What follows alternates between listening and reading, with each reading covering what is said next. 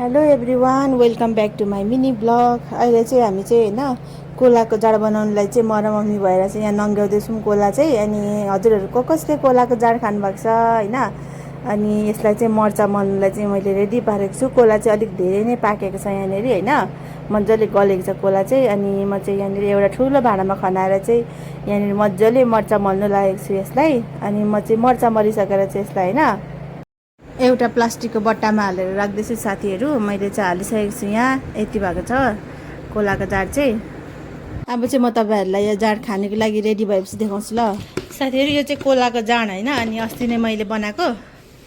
अनि यो चाहिँ 1 हप्ता भइसकिसकेको छ यहाँनिर।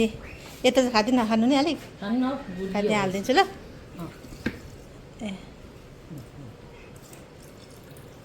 यहाँनिर म चाहिँ चाख्नु आँटेको छु कस्तो भएछ भनेर। ल खानु त।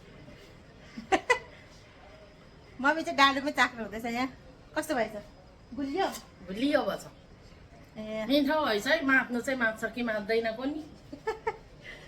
म पनि अब यो चाख्नु लागेको छु अलिकति कस्तो भएछ भनेर।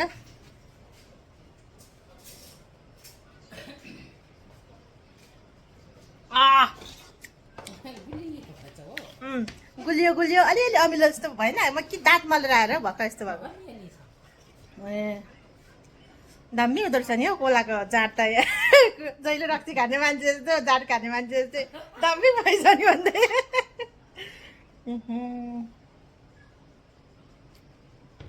माग्छु होला फेरि धेरै खायो भने त। अनि साथीहरू यो चाहिँ हाम्रै घरमा फलेको कोला हो होइन, अनि अर्ग्यानिक कोला हो। अनि हजुरहरू पनि आफ्नो घरमा फलेको कोलाहरू धेरै छ भने होइन यसरी नै जाँड बनाएर खानु होला। हजुरहरूलाई भिडियो कस्तो लाग्यो? अनि म चाहिँ अब भिडियोलाई एन्ड गर्न गइरहेको छु। Thank you for watching my video.